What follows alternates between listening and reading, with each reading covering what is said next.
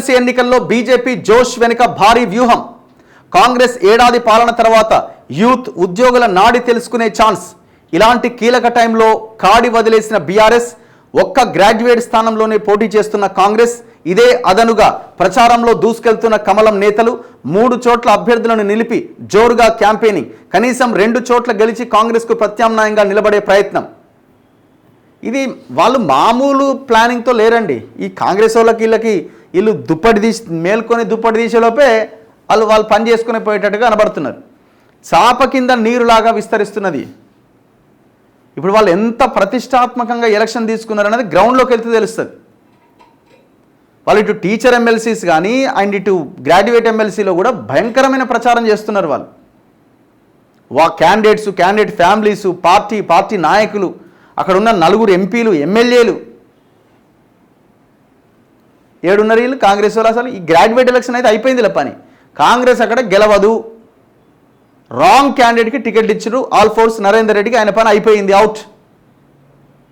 ఇప్పుడు వీళ్ళు దేరుకొని రేవంత్ రెడ్డి మీటింగ్ పెడతాడు, ఏ ఇన్ఛార్జ్ పెట్టాలా, ఏం ఇన్ఛార్జ్ పెడతాడు. ఇవాళ 22, 23, 24 మధ్యలో 2 రోజులు ఉంది. 25 నాడు ప్రచారం క్లోజ్, 27 నాడు పోలింగే.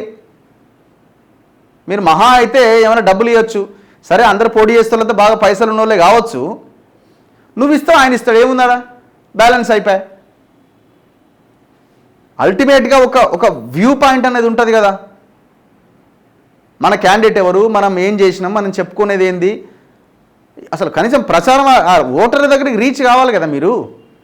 మీరు పోటీలో స్ట్రాంగ్గా ఉన్నారు అని కనబడాలి కదా. వాళ్ళు పగడ్బందీగా ప్లాన్ ప్రకారంగా కొట్టిపడేస్తున్నారు.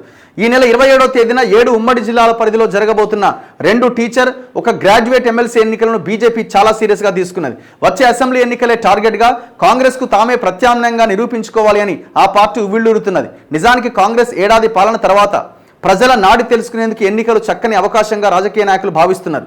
ఇంతటి కీలకమైన ఎన్నికల్లో ఓటమి భయంతో బీఆర్ఎస్ పోటీ నుంచి ముందే తప్పుకున్నది. కాంగ్రెస్ పార్టీ 1 గ్రాడ్యుయేట్ స్థానానికే పరిమితమైంది. దీంతో ఇదే అదనుగా కమలం నేతలు ప్రచారంలో జోష్ పెంచారు. 3 చోట్ల అభ్యర్థులను నిలిపి ప్రతి 20 మంది ఓటర్లకు 1 ఇన్ఛార్జిని పెట్టి జోరుగా క్యాంపెయిన్ చేస్తున్నారు. 2 కేంద్ర మంత్రులు, ఎంపీలు సహా ఆ పార్టీ ఎమ్మెల్యేలంతా ప్రచారంలోనే ఉన్నారు. తెలంగాణ ఉద్యమ కాలం నుంచి ఏడాది క్రితం అధికారం కోల్పోయే వరకు గడిచిన 20 సంవత్సరాల్లో ఎప్పుడు ఏ ఎన్నిక వచ్చినా, అది జనరల్ ఎలక్షన్స్ అయినా, బై ఎలక్షన్స్ అయినా పోటీకి సై అంటూ సమరంలోకి దూకిన బీఆర్ఎస్ ఇప్పుడు సైలెంట్ అయింది. అసెంబ్లీ ఎన్నికల్లో ఓటమి పాలై ఆ తర్వాత పార్లమెంట్ ఎన్నికల్లో 0కు పరిమితమైన బీఆర్ఎస్ ఎన్నికలంటేనే వణుకుతున్నది. ఎమ్మెల్సీ ఎన్నికల్లో కూడా ఓటమి పాలైతే ఆ ఎఫెక్ట్ లోకల్ బాడీ ఎన్నికలపై ఎక్కడ పడుతుందో అని భయంతో పోటీ నుంచి తప్పుకున్నది.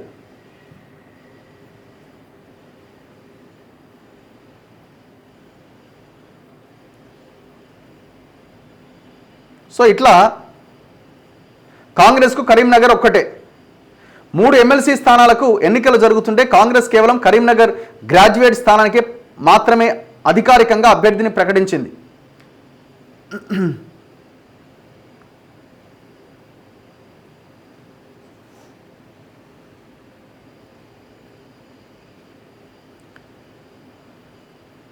సో ఇది ఎలక్షన్కి సంబంధించింది. కాంగ్రెస్ ఈ విషయంలో సీరియస్గా ఉందని అయితే నాకు అనిపించలేదు.